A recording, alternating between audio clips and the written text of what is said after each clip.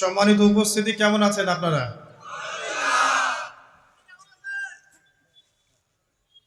আলহামদুলিল্লাহ আলা কুল্লি হাল ওয়া ফি কুল্লি মাকান। যদিও বা বর্তমান প্রেক্ষাপটে একজন মুসলিম ভালো থাকতে পারে না। বর্তমান প্রেক্ষাপট এতই খারাপ, কিয়ামতের আলামতগুলো এমনভাবে প্রকাশ হয়েছে এখন যে একজন ইমানদার মুসলিমের পক্ষে নিশ্চিন্তে থাকা আর ভালো থাকাটা খুব কষ্টকর।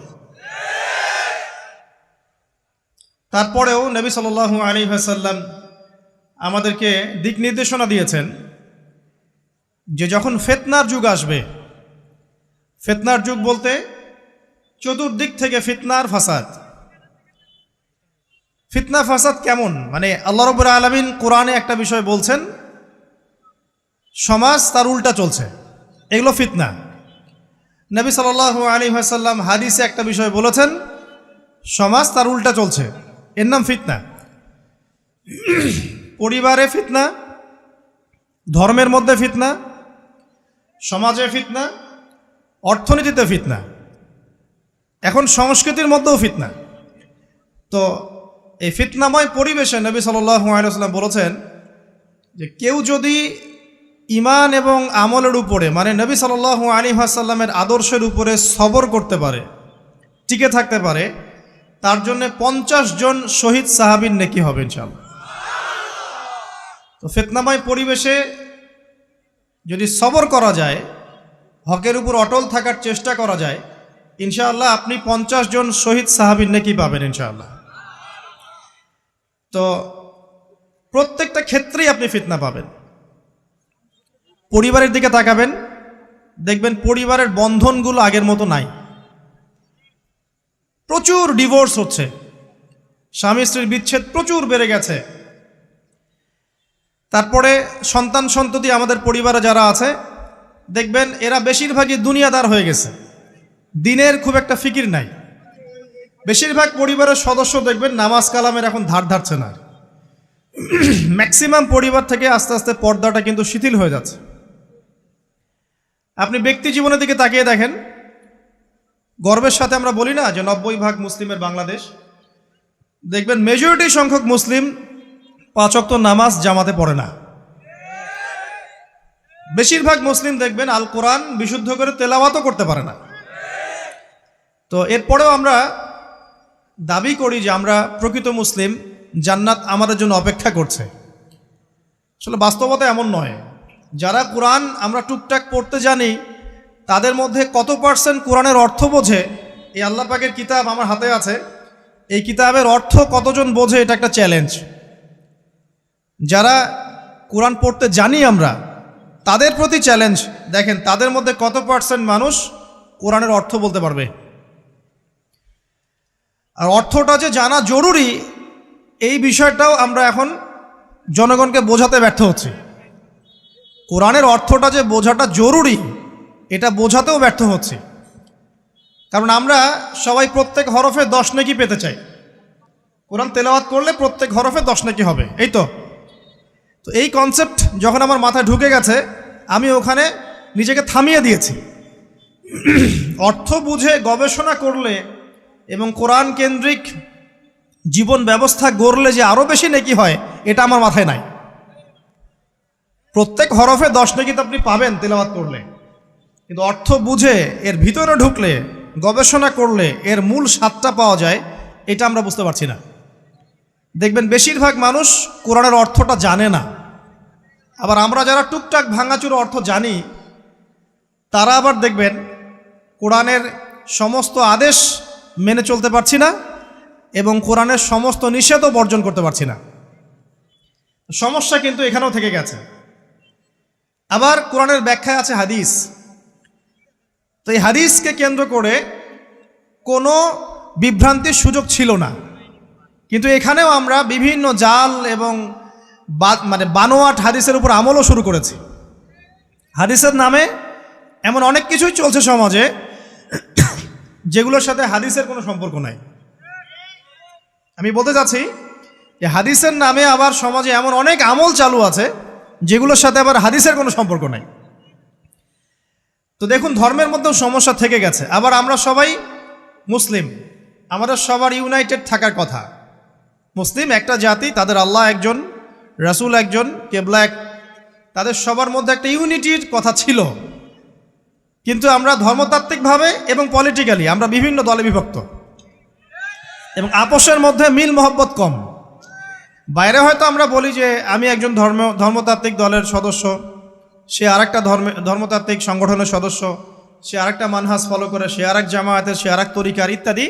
আমরা সবাই এক, যদি আমরা বাইরেই কথাটা বলি, কিন্তু অন্তর থেকে কিন্তু আমাদের এই বিষয়টা আসছে না।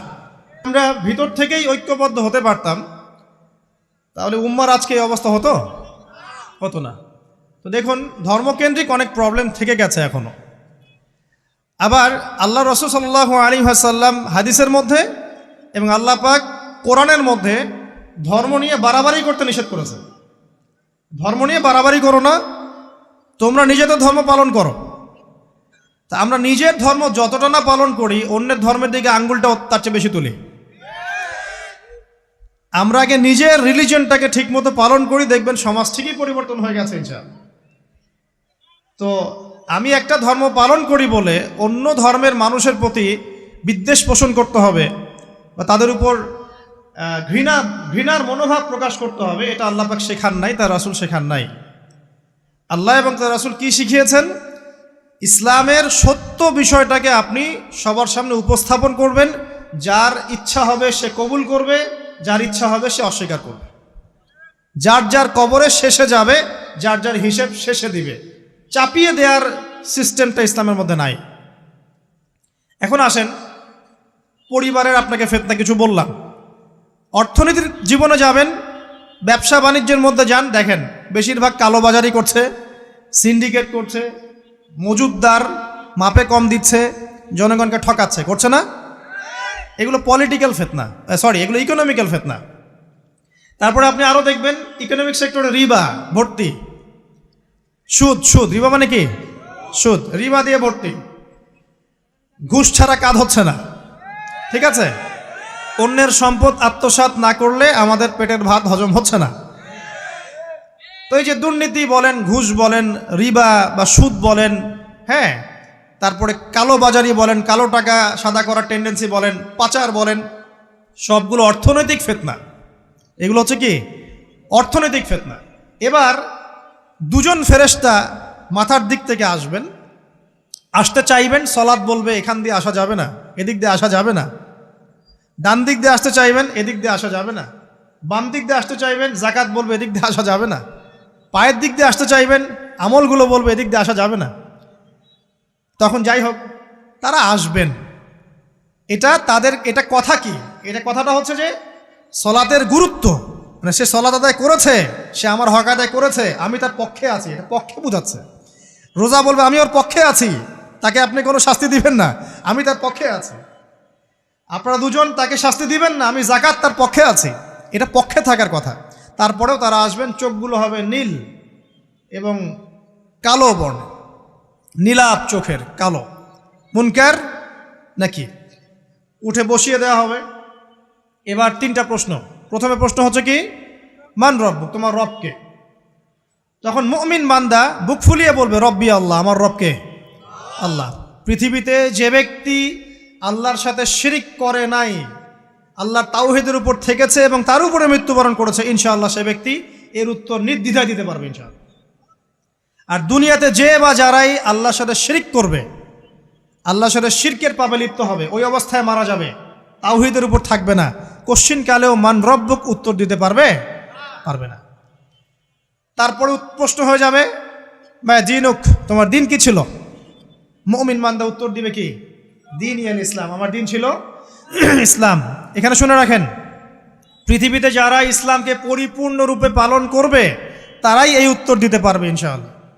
যারা ইসলামকে ঠাট্টা বিদ্রুপের হাসি তামাশার পাত্র বানিয়েছে, মন চাইলে কিছু করি, মন চাইলে কিছু করি না, সহজগুলো একটু আমল করি, বাকি কিছুর আমল ধারি না, হ্যাঁ, নামাজ পড়ি, সুদ ছাড়তে পারি না, ঠিক আছে, বছর বছর ওমরা করি, এদিকে ঘুষ দুর্নীতি ছাড়তে পারি না, ইসলামকে ঠাট্টা তামাশার পাত্র বানিয়েছে, এরা কোশ্চিন কালে উত্তর দিতে পারবে না মা দিনুক, দিনে পরিপূর্ণরূপে ইসলামে প্রবেশ করতে বলেছেন আল্লাহ রাব্বুল আলামিন। যারা পরিপূর্ণরূপে ইসলামে প্রবেশ করবে এবং ইসলামের প্রতিটা মৌলিক বিধান মেনে চলবে, ইনশাআল্লাহ তারা এর উত্তর দিতে পারবে। এরপরে আসবে তৃতীয় প্রশ্ন। নবী সাল্লাল্লাহু আলাইহি ওয়াসাল্লামকে দেখানো হবে, যখন দেখানো হবে তখন সূর্য যখন ডুবে যায়, যে দৃশ্যটা আমরা দেখতে পারি না, ওই দৃশ্যটা ভেসে উঠবে এবং মুমিন বান্দা অস্থির হয়ে যাবে, বলবে আমাকে ছেড়ে দাও, আমি নামাজ পড়বো। সুবহানাল্লাহ। কারণ তার কাছে মনে হবে যে আসরের ওয়াক্ত হয়ে গেছে, আসরের ওয়াক্ত হয়ে গেছে, আসরের ওয়াক্ত চলে যাচ্ছে, আমাকে নামাজ পড়তে হবে। চিন্তা করেছেন? ওই যে একটা হাদিস আছে না, যে 7 শ্রেণীর মানুষকে আল্লাহ রাব্বুল আলামিন আরশের ছায়া ছায়া দিবেন, তার মধ্যে এক শ্রেণীর মানুষকে যার অন্তর মসজিদের সাথে ঝুলে থাকে, তার মন মসজিদের সাথে ঝুলেছিল, এই সূর্য ডুবে গেল বলে আমাকে ছেড়ে দাও, আমি নামাজ পড়তে যাব। তখন ফেরেশতারা বলবেন তোমাকে নামাজ পড়তে দেয়া হবে, তবে তার আগে তুমি এর উত্তর দাও। কি উত্তর? এই ব্যক্তির দিকে তাকাও। তখন নবী সাল্লাল্লাহু আলাইহি ওয়াসাল্লামকে দেখানো হবে, সাল্লাল্লাহু আলাইহি ওয়াসাল্লাম দরুদ পড়বেন, বলা হবে যে এই ব্যক্তির সম্পর্কে তোমার কি ধারণা? মান হাযা রাজুলু বুইসা ফীকুম, এই ব্যক্তি কে, যাকে তোমাদের কাছে পাঠানো হয়েছিল? মুমিন ব্যক্তি নির্দ্বিধায় বলে দিবে যে তিনি হচ্ছেন আমার নবী মুহাম্মদুর রাসূলুল্লাহ সাল্লাল্লাহু আলাইহি ওয়াসাল্লাম। দেখুন, পৃথিবীতে যে বা যারাই নবী সাল্লাল্লাহু আলাইহি ওয়াসাল্লামের সুন্নতের উপর আমল করবে, ইনশাআল্লাহ সে তার উত্তর দিতে পারবে। দুনিয়াতে যারা নবীর সুন্নতের 5 পয়সা পরোয়া করছে না, তার আদর্শের 5 পয়সা দাম দিচ্ছে না, তারা কোশ্চিনকালে উত্তর দিতে পারবে না। নাম হতে পারে আব্দুর রহমান, আব্দুর রহিম, নবীর সুন্নতের ধার ধারে না, তারা উত্তর দিতে পারবে না। নবীর সুন্নতের গুরুত্ব কত গভীর, এটা আমাদেরকে এখান থেকে বুঝতে হবে। তাই প্রিয় যুবক ভাইরা, মুসলিম ভাইরা, আমাদের জীবনটাকে নবীর আদর্শ এবং সুন্নতে ঢেলে সাজাতে হবে। সকাল থেকে সন্ধ্যা পর্যন্ত প্রতিটা কাজ করব কার তরিকায়? রাসূলের তরিকা। নামাজ পড়বো তার তরিকায়, রোজা, সিয়াম, হজ, জাকাত, আমল, মুআমালাত, আখলাক সব কার তরিকায়? নবী সাল্লাল্লাহু আলাইহি ওয়াসাল্লামের তরিকা অনুযায়ী ইনশাআল্লাহ। আল্লাহ পাক তৌফিক এনায়েত করুন, আমিন। এবার ফেরেশতা দুজন জিজ্ঞাসা করবেন অবাক হয়ে যে তুমি কিভাবে এটা জানলে, তুমি কিভাবে এই 3টা প্রশ্নের উত্তর দিতে পারলে? কারণ বেশিরভাগ মানুষ তো উত্তর দিতে পারবে না, বেশিরভাগ মানুষই এই উত্তর দিতে পারবে না। কারণ কিয়ামতের মাঠে 1999 জন মানুষ জাহান্নামে যাবে, নাউজুবিল্লাহ। তো এটা কঠিন পরীক্ষা। আল্লাহ রাসূল সাল্লাল্লাহু আলাইহি ওয়াসাল্লাম বলেছেন যে নিশ্চয়ই তোমাদেরকে এখানে পরীক্ষায় ফেলা হবে, আর তোমরা যদি এই পরীক্ষা জেনে তোমাদের মৃতদেরকে দাফন করা থেকে বিরত না থাকতে, তাহলে আমি তোমাদেরকে শুনিয়ে দিতাম কবরে কেমন পরীক্ষা হয়। মানে যদি আমরা শুনতে পারতাম যে কবরে কেমন পরীক্ষা হয়, আমরা ভয়ে আমাদের মৃতদেরকে দাফন পর্যন্ত করতাম না। এটা নবীজি বলছেন সাল্লাল্লাহু আলাইহি ওয়াসাল্লাম। তাকে জিজ্ঞাসা করা হবে যে তুমি কিভাবে জানলে এটা? বেশিরভাগ মানুষ তো পারে না উত্তর দিতে। তখন সেই ব্যক্তি বলে বসবে, সেই ব্যক্তি বলবে যে করাতু কিতাব আল্লাহ, আমি আল্লাহর কিতাব এই কোরআন পড়েছি। মুমিন বলবে আমি আল্লাহর কোরআন পড়েছি, ফাআমানতু বিহি, আমি এর উপর ঈমান এনেছিলাম, ওয়া সাদ্দাকতু, এবং সত্যায়ন করেছিলাম। সুবহানাল্লাহ। অতএব দুনিয়াতে যারা দিনের জ্ঞান অর্জন করছে না, কোরআন পড়ছে না, হাদিস পড়ছে না, পড়াশোনার চেষ্টা করছে না, জানার চেষ্টা করছে না, কবরে পাওয়া ডিফিকাল্ট আছে। এটা একটা অন্যতম প্রশ্ন। আমরা কিন্তু মনে করি 3টা প্রশ্ন হচ্ছে, আসলে প্রশ্ন হচ্ছে কয়টা? 4টা। 3টার পরে আরও একটা এক্সট্রা। কিভাবে জানলে? তখন উত্তর দিচ্ছে আমি আল্লাহর কিতাব পড়েছি, ঈমান এনেছি, সত্যায়ন করেছি। সুবহানাল্লাহ। নবী সাল্লাল্লাহু আলাইহি ওয়াসাল্লাম হাদিসের পরের অংশে বলছেন যে যখন কাফের বান্দাকে উঠানো হবে, তখন ডানেও কিছু নাই, বামেও কিছু নাই, সামনে পিছনে কিচ্ছু নাই। মাথার দিক থেকে ফেরেশতারা চলে আসবেন, উঠিয়ে বসানো হবে, প্রশ্ন করা হবে কে তোমার রব? একটাই উত্তর, লা আদরি, আমি জানি না। নাউজুবিল্লাহ। কি তোমার দিন? লা আদরি, আমি জানি না। এই যে আল্লাহর তো খবর নাই, আল্লাহ পাকের বিধান মেনে চলার কোনো খবরই নাই, পরোয়াই নাই। সে জানবে কিভাবে ইসলাম কি জিনিস? সে জানবে কিভাবে আল্লাহ কি জিনিস? ও তো আল্লাহকে চিনেই না। দিব্যি বলে বেড়াচ্ছে মহাবিশ্ব সৃষ্টি হয়েছে বিগ ব্যাং থেকে, আল্লাহ বলে কেউ নাই। মানুষ সৃষ্টি হয়েছে বান্দর থেকে, নাউজুবিল্লাহ। মানুষ তো আল্লাহকে চিনছে না। এখনো মানুষ মনে করছে যে আল্লাহ বলতে কেউ নাই। এবং এই মুক্ত চিন্তার নামে, বাক স্বাধীনতার নামে নাস্তিকতার যে চর্চাটা বেড়েছে বাংলায়, এটা আশঙ্কাজনক। বড় বড় বিশ্ববিদ্যালয় থেকে পড়ে আসছে অনেক সময় দেখলাম বড় বিশ্ববিদ্যালয়ের প্রফেসর, সে বলছে যে মহাবিশ্ব বিগ ব্যাং দিয়ে সৃষ্টি হয়েছে, সৃষ্টিকর্তা নাই এখানে। তো মুসলিম বিজ্ঞানীর একটা কথা বলতেন যে মানুষ বিজ্ঞান সম্পর্কে অল্প জানলে নাস্তিক হয়ে যায়, আর অনেক গভীর জ্ঞান অর্জন করলে আল্লাহর কাছে আত্মসমর্পণ করে। খেয়াল করে দেখবেন ডক্টর, ইঞ্জিনিয়ার যারা বড় বড় লেভেলে চলে গেছেন, অনেক সিনিয়র, তারা কিন্তু বেশিরভাগ নামাজি দেখবেন, নামাজ পড়ে, দান সৎকার করে, সমাজ কল্যাণমূলক কাজ করে। তারা কিন্তু রোগীর সেবা করতে গেলেও বলে যে নামাজ পড়িয়েন, রোজা রাখিয়েন, তারা কিন্তু বলে। অনেক ডক্টর আমি দেখেছি এমন, যারা যত বেশি গবেষণা করে তারা তত বেশি আস্তিক হয়ে যায়, আর টুটাফাটা গবেষণা করলে নাস্তিক হয়ে যাবেন। কত প্রশ্ন, ইসলামের এটা কেন, ওইটা কেন, ইসলামে বহুবিবাহ কেন, হ্যাঁ ইসলামে কি পর্দার বিধান কেন, তারপর ইসলামে এত রেস্ট্রিকশনস, এত বাইন্ডিংস কেন, হ্যাঁ স্বাধীনতা নাই কেন, কত প্রশ্ন। ইসলামের এগেনস্টে কত তীর এখন ছোড়া হচ্ছে। তো এই ব্যক্তি কেমন করে উত্তর দিবে যে মাহাদিনুক, তোমার দিন কি? আল্লাহর দিকে কত প্রশ্ন ছোড়া হচ্ছে, কত শিরকের পাপ আমরা করছি, অনেক সময় মুসলিম হয়েও শিরকের পাপ করছি। কিভাবে উত্তর দিবে মান রব্বুক? 3 নাম্বার প্রশ্ন যখন করা হবে, এই ব্যক্তিকে দেখো দেখি, সে বলবে যে আমি জানি না এই ব্যক্তিকে, তবে শুনেছিলাম, মানুষের মুখে শুনেছিলাম, মানুষ যা বলতো আমি তাই বলতাম। মানে সে রাসূল সাল্লাল্লাহু আলাইহি ওয়াসাল্লামের নাম শুনেছিল হয়তোবা, কিন্তু তার সুন্নত বা আদর্শ কখনো মেনে চলে নাই, পারলো না। এবার জান্নাতি ব্যক্তি হলে কি হতো? ওই যে সূর্য ডুবছিল যেখানে, তার দৃষ্টির সীমা পর্যন্ত কবরকে প্রশস্ত করে দেয়া হতো, এবং জান্নাতের একটা দরজা তার কবরে খুলে দেয়া হতো। এটা কিভাবে করা হবে সেটা আল্লাহ পাক জানেন, এটার ব্যাখ্যা করার জ্ঞান আল্লাহ আমাদেরকে দেন নাই। যেই মানুষের ক্ষুদ্র জ্ঞানে মানুষ ব্যাকটেরিয়া ভাইরাস নিয়ে গবেষণা করতে হিমশিম খেয়ে যায়, সে মহাবিশ্বের স্রষ্টা নিয়ে কিভাবে গবেষণা করবে?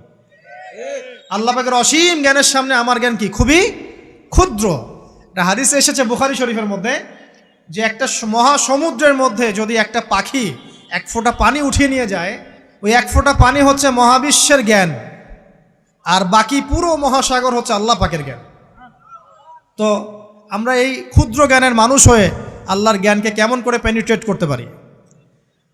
তো আল্লাহ পাক জান্নাতের দরজাগুলো খুলে দিবেন, একটা দরজা খুলে দিবেন, সেখান থেকে বাতাস আসবে, সে জান্নাতের নাজ নেয়ামত উপভোগ করতে থাকবে, এবং তার রূহটাকে সবুজ রঙের পাখির আকৃতিতে জান্নাতে রেখে দেওয়া হবে।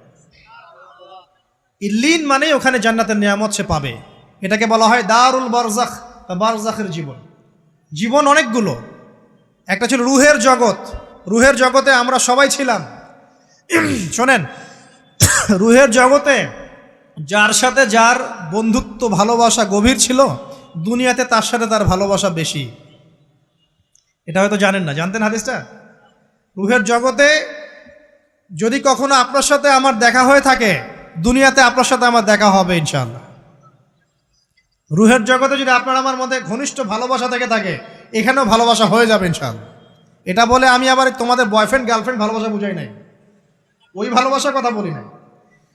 আবার রুহের জগতে বিদ্বেষ, এখানেও দেখবেন বিদ্বেষ।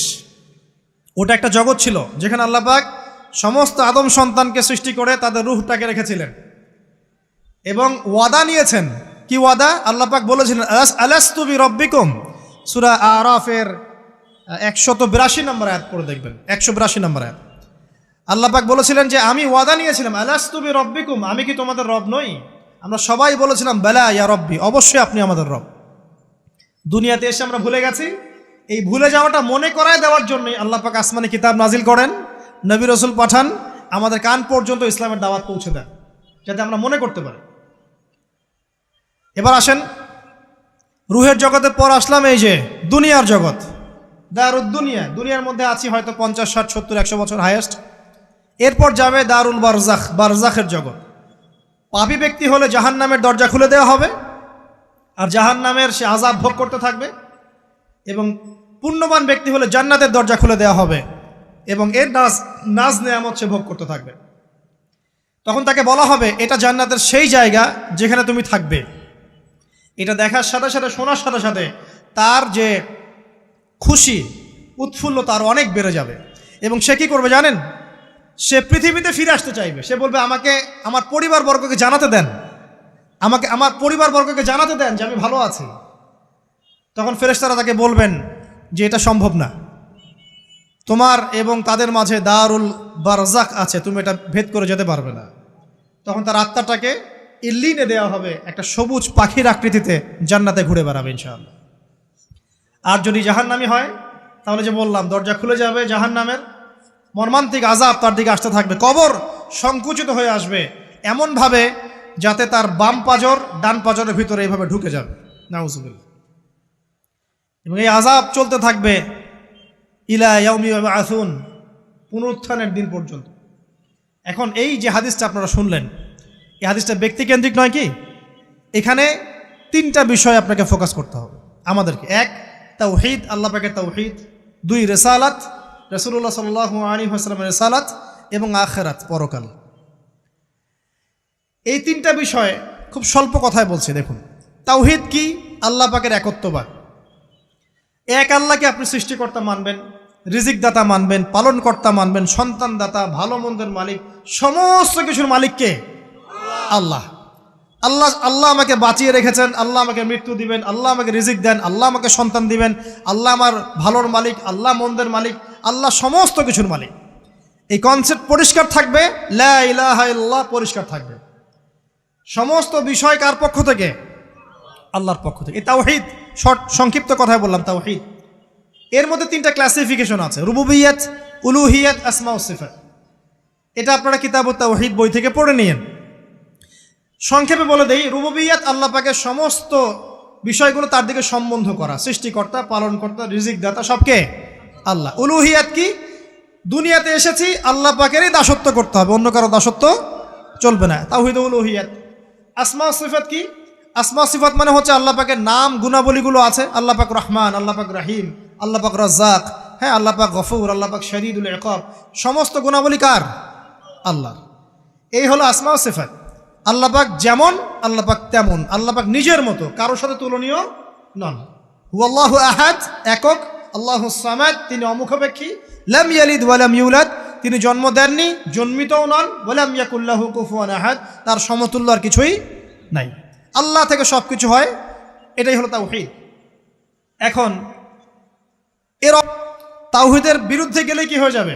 শিরক। কেউ যদি মনে করে যে আল্লাহ ছাড়া কেউ আমাকে জীবন দিতে পারে, আল্লাহ ছাড়া কেউ আমাকে মারতে পারে, আল্লাহ ছাড়া কেউ আমাকে রিজিক দিতে পারে, অথবা আল্লাহ ছাড়া কেউ সন্তান দিতে পারে, আল্লাহ ছাড়া অন্য কারো কাছে কেউ যদি দোয়া করে, আল্লাহ ছাড়া অন্য কারো জন্য নজর মানত করে, আল্লাহ ছাড়া অন্য কারো নামে কসম খায়, আল্লাহর হালালকে হারাম করে দেয়, আল্লাহর হারামকে হালাল করে নেয়, ঠিক আছে? আল্লাহ থেকে শুভ অশুভ আসে না, শুভ আল্লাহর পক্ষ থেকে আসে, অশুভ শয়তানের পক্ষ থেকে আসে, এমনও যদি কেউ মনে করে, শুভ অশুভ দুটোই আল্লাহর পক্ষ থেকে আসে, কিন্তু কেউ যদি মনে করে না শুভগুলো আল্লাহর পক্ষ থেকে, অশুভগুলো শয়তানের পক্ষ থেকে, এমনও যদি মনে করে, শিরক হয়ে যাবে। মুসলিমরা চলাফেরায় শিরক করছে। এখন মুসলিমরা আল্লাহ ছাড়া অন্য কারো কাছে চাচ্ছে, মুসলিমরা অনেকে কবরে সেজদা করছে, মুসলিমরা অনেকেই মৃত মানুষের কাছে দোয়া করছে, হাতে বালা পরে আছেন, খোলেন না। কেন খোলেন না? ভয়ে যদি আপনার ক্ষতি হয়, শিরক। মুসলিমরা দেখবেন আগুনের সামনে মাথা নত করছে, মুসলিমরা এখন মেডিটেশন করে, ধ্যান করে, মুসলিমরা জিনকে তাবে করতেছে, অনেক সময় দেখা যায় মুসলিমরা জাদু করতেছে, জাদুবিদ্যা, কুফরি কালাম করছে না? করছে, সবই শিরক, সবই শিরক। মুসলিমরা দেখবেন আল্লাহর হালাল যেগুলো আছে এগুলোকে হারাম করে ফেলছে, আবার অনেক সময় আল্লাহর হারামগুলোকে হালাল করে নিচ্ছে। সুদ কি ভাই? এখানে ফরজ, হালাল করে নেওয়া হয়েছে। মদ কি? তোমাদের কাছে তো ওয়াজিব, না খাইলে ঘুম হয় না। তো এই যে আল্লাহ হারামগুলোকে কি করছি আমরা? হালাল করে ফেলছি, এটাও শিরক, কুফরি একটা। তো এক কথায় তাওহীদের উপর যারা থাকবে, মান রব্বক উত্তর দিতে পারবে ইনশাআল্লাহ। যারা শিরক করে ফেলবে ওই অবস্থায় মারা যাবে, মান রব্বক উত্তর দিতে পারবে না। আমার কথা কি বোঝা যাচ্ছে? আমি সহজ করার চেষ্টা করছি, কিন্তু হয়তো পারছি না, এটা আমার ব্যর্থতা। এক কথায় যদি আমরা কবরের প্রথম প্রশ্নের উত্তর দিতে চাই, তাহলে আমাদেরকে অবশ্যই তাওহীদের উপর থাকতে হবে, শিরকে যাওয়া যাবে না। প্রিয় ভাইরা, শিরকের পাপ থেকে আজকে তওবা করে ফেলবেন। আল্লাহ জেনে না জেনে জীবনে যত শিরক করেছে আল্লাহ মাফ করে দাও, আমিন। এবং আগামী দিনগুলোতে শিরকের পাপে লিপ্ত হয় না। প্রিয় ভাইরা, যদি আপনার আমল নামায় আসমান জমিন সমানও পাপ থাকে, শিরকের পাপটুকু না থাকে, আল্লাহ পাক আপনার পুরো পাপ মাফ করতে পারবেন ইনশাআল্লাহ। আল্লাহ পাক বলেছেন, মেরাজের রাতে নবী সাল্লাল্লাহু আলাইহি ওয়াসাল্লামকে আরশে আজিমের কাছে উঠিয়ে নিয়ে আল্লাহ পাক 3টা ওহী করেছেন। কয়টা ওহী? একটা ছিল 5 ওয়াক্ত নামাজ, ঠিক আছে। 2 নাম্বার হচ্ছে সূরা বাকারার শেষের 3টা আয়াত। 3 নাম্বার একটা ওয়াদা, একটা প্রতিশ্রুতি। সেটা কি? হে মুহাম্মদ সাল্লাল্লাহু আলাইহি ওয়াসাল্লাম, তোমার উম্মতের মধ্যে কেউ যদি আসমান জমিন সমান পাপ নিয়ে আমার সামনে হাজির হয় কিন্তু আমার সাথে কাউকে শরিক না করে, শিরক না করে, তাহলে আমি আল্লাহ তার সামনে আসমান জমিন সমান ক্ষমা নিয়ে হাজির হব, মানে মাফ করে দেওয়া হবে ইনশাআল্লাহ। অতএব শিরকের পাপে যায়েন না, ইনশাআল্লাহ জান্নাতে যাওয়া যাবে। যে ব্যক্তি মন থেকে একবার লা ইলাহা ইল্লাল্লাহ পড়েছে, সমস্ত বিষয় আল্লাহর দিকে সুপর্দ করে, তার অন্যান্য অনেক পাপ থাকতে পারে, আল্লাহ পাক চাইলে সব পাপ মাফ করতে পারেন। অতএব মান রব্বকে উত্তর দিতে চাইলে শিরকের পাপে যাওয়া যাবে যাবে না। আধুনিক শিরকের মধ্যে সবচেয়ে ভয়ঙ্করটা হচ্ছে এটা যে আমরা আল্লাহর হালালকে হারাম করে নিচ্ছি, হারামকে আবার হালাল করে ফেলছি। এখানে যায় না। সব কিছু আল্লাহ থেকে আসে। দোয়া আল্লাহর জন্য করবেন, নামাজ আল্লাহর জন্যে, সব কিছু ইবাদত আল্লাহর জন্যে, দিনই ইলম অর্জন আল্লাহর জন্যে। প্রতিটা কাজের করার আগে নিয়াত ফিক্স করবেন, কেন করব। পরকালীন স্বার্থ থাকলে করব, না হলে করব না। কেন তুমি টিকটকে যাবা না? কারণ পরকালীন কোনো স্বার্থ নাই। কেন তুমি ফ্রি মিক্সিং অ্যাফেয়ার্সে যাবা না? কারণ পরকালীন কোনো স্বার্থ নাই। কেন মদ খাবা না? পরকালীন কোনো স্বার্থ নাই। কেন মিউজিকে যাচ্ছ না? কারণ পরকালীন কোনো স্বার্থ নাই। কেন তুমি এই যে সুদ খাবা না? কারণ পরকালীন কোনো স্বার্থ নাই। যে কাজে পরকালীন কোনো স্বার্থ নাই সে কাজে কোনো মুমিন মুসলিম নাই। কেন নামাজ পড়বো? কারণ পরকালীন স্বার্থ আছে। কেন রোজা রাখবো? পরকালীন স্বার্থ আছে। কেন আমি হালাল বিয়ে করব, হারাম জেনায় যাব না? পরকালের স্বার্থ আছে। কেন আমি যাকাত দিব, ব্যবসা করব, সুদ খাবো না? কারণ পরকালের স্বার্থ আছে। কেন ইসলামের দাওয়াত দিব? পরকালের স্বার্থ আছে। কেন হাদিস প্রচার করব? কারণ পরকালের স্বার্থ আছে। ইসলামের জন্য সবর করব কেন? পরকালের স্বার্থ আছে। পরকালের স্বার্থ যেখানে, মুসলিম সেখানে। পরকালীন স্বার্থ নাই, আমরা নাই। প্রত্যেকটা কাজ করার আগে নিয়াতটা ফিক্স করতে হবে। পরকালের কোনো স্বার্থ আছে? যদি বলে হ্যাঁ আছে, তাহলে করবেন। স্বার্থ নাই, আমি নাই। কোনো ফুজুল কি বাত বা ফাহেসা কোনো কাজ, এসব কাজে আমরা নাই, বিকজ এগুলোতে কোনো পরকালীন স্বার্থ নাই। ব্যাস, আমাদের জীবনের প্রতিটা মোমেন্ট, প্রতিটা সেকেন্ড আল্লাহর দেয়া দান। আমি নিজের ইচ্ছা মতো এটাকে অপব্যয় করতে পারি না। হ্যাঁ, আপনি মিউজিক শুনতে চান, আপনি সং পছন্দ করেন, আপনি নাশিদ শোনেন, ইসলামিক নাশিদ শোনেন, ওখানে আপনার ঈমান একটু দীপ্ত হবে, পরকালীন স্বার্থ আছে। আপনি নিজের যৌন চাহিদাকে দমন করতে পারছেন না, হালালভাবে বিয়ে করে নেন। বিয়ে করার পর আপনি যত ইচ্ছা স্ত্রীকে মহব্বত করেন, প্রত্যেকটা মহব্বতে নেকি পাবেন। এমনকি স্ত্রীর দিকে নেক নজরে তাকাবেন, তাতেও নাকি। তার মুখে খাবার তুলে দেবেন, তাতেও নাকি। তার হাত ধরে হাঁটবেন, তাতেও নাকি। তাকে নিয়ে রাত্রে চাঁদ দেখবেন, তাতেও নাকি। আপনি আপনার নিয়তটাকে চেঞ্জ করেন, কাজের ডাইরেকশন চেঞ্জ করেন। পরকালের স্বার্থ থাকলে করবো, না হলে করবো না। আপনি পছন্দ করেন ঘুরে বেড়াতে, আল্লাহর দিনের দায়ী হয়ে ঘুরে বেড়ান না, সমস্যা কি? আল্লাহর জমিন ঘুরে দেখেন, এইসব অবান্তর কাজে লিপ্ত না থেকে আল্লাহ পাকের নিদর্শনগুলো ঘুরে দেখেন, আপনার ঈমান বাড়বে ইনশাআল্লাহ। আপনার সংস্কৃতি ভালো লাগে, ইসলামিক সংস্কৃতি মেনে চলেন। আপনি কবিতা লিখতে ভালোবাসেন, ইসলামিক কোনো কবিতা লেখেন। আপনি উপন্যাস পড়তে ভালোবাসেন, ইসলামিক কোনো উপন্যাস পড়েন। আমি বলছি না এগুলোর বাইরে কোনো পড়াশোনা করা যাবে না, এমনটা আমি কিন্তু বলছি না। আমি বলছি আপনি আপনার পুরো কাজটাকে আগে ফিক্স করবেন, পরকালের কোনো স্বার্থ আছে কি নাই। যদি হ্যাঁ দেখা যায় হ্যাঁ পরকালের স্বার্থ ঠিক আছে, অবশ্যই করেন, কোনো সমস্যা নেই। আল্লাহ পাক বোঝার তৌফিক দান করুন। তো দেখুন প্রিয় ভাইরা, শিরকের পাপে যাওয়া যাবে না। এই শিরকের পাপ না থাকলে আমলনামায় ইনশাআল্লাহ আমরা জান্নাতে যাব এবং কবরের উত্তরও দিতে পারবো ইনশাআল্লাহ। মান রব্বক, উত্তর পাস ইনশাআল্লাহ। তারপরে কি? মাদিনুক। এক কথায় ইসলামের অনেক বিধিবিধান আছে, নামাজ, কালিমা, সওম, যাকাত, হজ সব আছে। আমর বিল মারুফ, নাহি আনিল মুনকার, পিতামাতার খেদমত, প্রতিবেশীর অধিকার, স্ত্রীর অধিকার, তারপরে সন্তানদের অধিকার, যাকাত, সব কিছুই আছে। এখন যদি ইসলামের কিছু অংশকে মেনে নেন, কিছু অংশকে না মানেন, এটা কিন্তু কুফরি। ইসলামের কিছু অংশকে মানছেন, কিছু অংশকে মানছেন না, এটা কিন্তু কুফরি। ইসলামের পরিপূর্ণ বিধানটাকে যদি মেনে চলেন, ইনশাআল্লাহু আযজা ওয়া জাল আপনি মাদিনুক উত্তর দিতে পারবেন। আপনি আমল করতে পারেন না পারেন, মনে করেন আপনি আমল করতে পারছেন না, কিন্তু আপনি আকীদা পোষণ করছেন যে হ্যাঁ ইসলামে যা আছে আমি সব কিছু মেনে চলি, কিন্তু হয়তো আমল করতে গিয়ে আমি পারছি না। আমি হয়তো নামাজ 5 ওয়াক্ত পড়তে হয় আমি জানি, আমি মানি, কিন্তু আমার মাঝে মাঝে মিস হচ্ছে, মাঝে মাঝে আমি জামাত মিস করে ফেলছি। আপনি মানেন যে সম রাখতে হয়, মাঝে মাঝে আপনার সম মিস হয়ে যাচ্ছে, কিন্তু আপনি বিশ্বাস করেন যে হ্যাঁ আপনি সম রাখতে হয়, আপনার আকীদা ঠিক আছে। আপনি যাকাত দেন নাই এতদিন, কিন্তু আকীদা রাখেন হ্যাঁ দিতে হয়, আমি সুযোগ পেলে দিয়ে দিব। এই যে কনসেপ্টটা ক্লিয়ার রাখা যায় না, ইসলামের বিধানগুলো প্রতিটা আমি মানি মন থেকে, হয়তো আমল করতে গিয়ে আমি পেরে উঠতেছি না বা হয়ে উঠছে না। ইনশাল্লাহ একদিন না একদিন আল্লাহ পাক আপনাকে তৌফিক দিবে, ইনশাল্লাহ আল্লাহ পাক তৌফিক দান করুক। কিন্তু কনসেপ্ট যদি ক্লিয়ার না থাকে যে আমি কিছু অংশ মানি কিছু অংশ মানি না, এটা ইসলাম হলো না। উদখুলু ফিস-সিলমি কাফা, পরিপূর্ণরূপে ইসলামে প্রবেশ করেন। দিনী বোন অনেকে আছে পর্দা হয়তো করতে পারছে না, কিন্তু মনে করে বিশ্বাস করে যে হ্যাঁ পর্দা করতে হয়, এটা ফরজ। ইনশাল্লাহ আল্লাহ চাইলে ওকে একদিন তৌফিক দিবে ইনশাল্লাহ।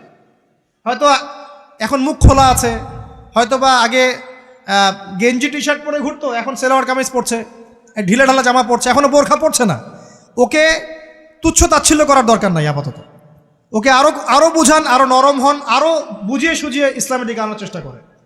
এত দূর এসেছে ওই পর্যন্ত যাবে ইনশাল্লাহ, কারণ ও বিশ্বাস করে হ্যাঁ পর্দা করতে হয়, আমি মানি পর্দা করতে হয়, কিন্তু আমি এখন করতে পারছি না, ইনশাল্লাহ করব, আল্লাহ পাক চাইলে তৌফিক দিবেন ইনশাল্লাহ। তো এই যে বিষয়টা, যে ইসলামকে মনে আগে ধারণ করা যে না আমি মানি ইসলামের প্রত্যেকটা বিধান ঠিক আছে। চুরি করলে চোরের হাত কাটতে হয়, ইসলাম বলেছে। ডাকাতি করলে শাস্তি আছে, জেনা যদি কেউ করে 100 বেত্রাঘাত, মদ খাইলে 40টা বেত্রাঘাত, ব্যভিচার যদি করে কেউ, এই পরকীয়া করে বিবাহিত ব্যক্তি, রজম। এগুলো কেসাস, একজনকে হত্যা করলে তাকেও কেসাস করতে হয়।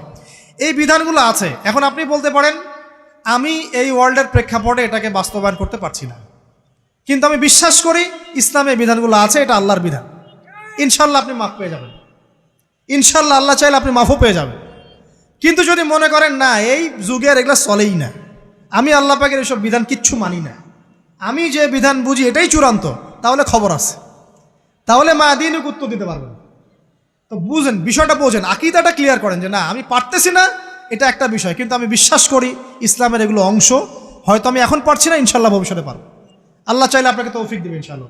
আমরা দোয়া করি আল্লাহ পাক আমাদেরকে পরিপূর্ণরূপে ইসলামে প্রবেশ করার তৌফিক দান করুন। আর সর্বশেষ কি, এটা যদি করতে পারে মাদিনীকে উত্তর দিতে পারবে। নবীকে উত্তর কখন দিতে পারবে? যখন একজন ব্যক্তি সারা জীবন নবী সাল্লাল্লাহু আলাইহি ওয়াসাল্লামের সুন্নতের উপর আমল করতে পারবে। এই যে ঘুম থেকে উঠলেন, ব্যাস ব্রাশটা নিয়ে দৌড়ে চলে গেলেন বাথরুমে, কি জন্য? ঘুম থেকে উঠলেন, আগে চোখটা একটু ঘষতে হবে, মুখে হাত দিতে হবে, তারপরে আপনি দোয়া পড়বেন। কি দোয়া পড়বেন? আলহামদুলিল্লাহিল্লাযী আহইয়ানা বা'দা মা আমাতানা ওয়া ইলাইহিন নুশুর। তারপরে আপনি যাবেন বাথরুমে। দোয়াটা না পড়ে কেন গেলেন? ঘুমাচ্ছেন, ঘুমানোর আগে আপনি অবশ্যই বলবেন। ঘুমানোর আগে একদম একটা গান শুনে, একটা গার্লফ্রেন্ডের সাথে 10টা মিনিট কথা বলে হ্যাঁ জান রাখি, ব্যাস, তারপরে ঘুমিয়ে গেলেন। ঘুমটা আপনার জন্য ইবাদত হলো না? হারামে লিপ্ত হতেন না? আল্লাহুম্মা বিইসমিকা আমুতু ওয়া আহইয়া পড়তেন, সূরা মুলক পড়তেন, সূরা কাফিরুন পড়তেন, সূরা ফালাক নাস ইখলাস পড়তেন, ঘুমিয়ে যেতেন। পুরো ঘুমটাই ইবাদত, পুরো ঘুমটাই নাকি ঘুমিয়ে আছেন নাকি পাচ্ছেন? আপনি ইচ্ছাকৃতভাবে আপনার আমলটা নষ্ট করলেন। ইস্তেঞ্জা করতে গেছেন, ইস্তেঞ্জা করতে গিয়ে গান শুরু করে দিল বাথরুমে। বাথরুম সিঙ্গার আছে না কিছু? বাথরুমে গান গাওয়ার জায়গা নাকি? তো ওখানে গান শুরু করলো। বাথরুমে গান গাবেন কেন? আপনি ঢোকার সময় বলবেন কি বিসমিল্লাহ আল্লাহুম্মা ইন্নী আউযু বিকা মিনাল খুবসি ওয়াল খাবাইস, এরপর ইস্তেঞ্জা করবেন, তারপরে আপনি গুফরানাকা বলে বের হয়ে আসবেন। পুরো ইস্তেঞ্জার সময়টুকু নাকি? নামাজ পড়তে দাঁড়িয়েছেন, এখানে রিয়া কোনো লৌকিকতা থাকবে না, লোকজন আমাকে দেখছে আমি ভালো করে নামাজ পড়ি, এমন থাকবে না। নামাজে দাঁড়িয়েছেন আল্লাহর জন্য খালেস। এখন আল্লাহ আপনার মাঝখানে আর কেউ নাই, আল্লাহ আপনার মাঝখানে আর কেউ নাই। এমনকি যা ইচ্ছা তাই নামাজ পড়বেন? একদল বের হয়েছে, এখন দেখি 2 ওয়াক্ত নামাজ পড়ে। তাদের বক্তব্য হচ্ছে যে 5 ওয়াক্ত নামাজ নাকি কোরআনে নাই, আর ওরা খালি কোরআন মানে হাদিস নাকি মানে না। কত যে ফেরকা এখন বের হয়েছে আল্লাহ ভালো জানে। তো 5 ওয়াক্ত নামাজ কোরআনে নাই বলে, সুবহানাল্লাহ। তো 2 ওয়াক্ত নামাজ পড়ে। তো এখন নামাজ কি মন গড়াভাবে পড়লেই হবে? ফজরের নামাজে দাঁড়িয়েছেন, ফজর নামাজ কয় রাকাত? 2 রাকাত। এখন আমি যদি বলি নামাজ তো ভালো কাজ, 2-এর জায়গায় 4 পড়লে কি সমস্যা ফজরে? যদি এমনটা বলি হবে? কেন হবে না? কারণ নবী সাল্লাল্লাহু আলাইহি ওয়াসাল্লাম 2 পড়েছেন, আমাকে 2 পড়তে হবে, সিম্পল। 4 পড়লে আপনার নামাজ বাতিল। ফজরের নামাজ 4 রাকাত পড়লে নামাজ কি বাতিল হবে না? মাগরিবের নামাজে দাঁড়িয়েছেন, 3 রাকাত নামাজ, তখন আপনি মনে চিন্তা করছেন না 3-এর জায়গায় আমি 4 পড়বো, 5 পড়বো। নামাজ তো ভালো জিনিস, বেশি করলে কি সমস্যা? সব কিছু বেশি করতে হয় না। রাসূলুল্লাহ সাল্লাল্লাহু আলাইহি ওয়াসাল্লাম যা দিয়েছেন তাই করতে হয়। এর নাম সুন্নত। বাইরে গেলে হবে কি? বেদাত। প্রত্যেকটা কাজ খেয়াল করতে হবে। তো প্রত্যেকটা আমল এভাবে। নামাজ, এই যে রোজা, রোজা রাখবেন রমজান মাসে, রোজা রাখলে এটা ফরজ। আর আপনি চিন্তা করেন রোজা তো ভালো জিনিস, আমি রমজানেও রাখবো, শাবান পুরো 2 মাসে রাখবো, হবে?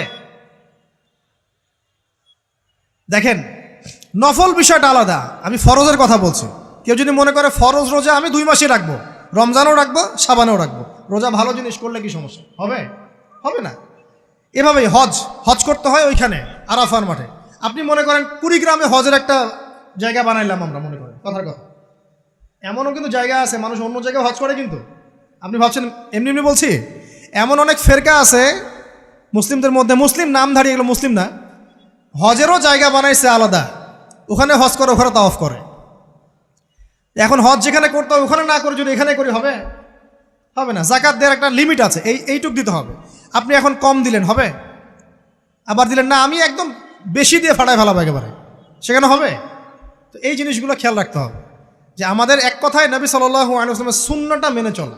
আমলের ক্ষেত্রেও একইভাবে, আপনার অর্থনৈতিক জীবনেও নামাজ, রোজা, হজ, জাকাত আপনার পারফেক্ট। এবার আপনি এসেছেন অর্থনীতির ক্ষেত্রে, এসে মাশাআল্লাহ দাড়ি টুপি জুব্বা নিয়ে মাপে কম দিচ্ছেন, চলবে? দাড়ি টুপি জুব্বা আছে, মানুষকে ঠকাচ্ছেন, মজুত করছেন, সিন্ডিকেট করছেন, অনেক সময় সরকারকে বিব্রত করে ফেলছেন, মাল মজুত করছেন, দাম বেড়ে যাচ্ছে, বিব্রত হচ্ছে সরকার, হবে? দাড়ি টুপি পাগড়ি জুব্বা পরে, ভিতরটা আগে। ইমান ভিতরে না থাকলে দাড়ি টুপি দিয়ে লাভ আছে? তাকওয়া ভিতরে না থাকলে আমার দাড়ি টুপি দিয়ে লাভ আছে?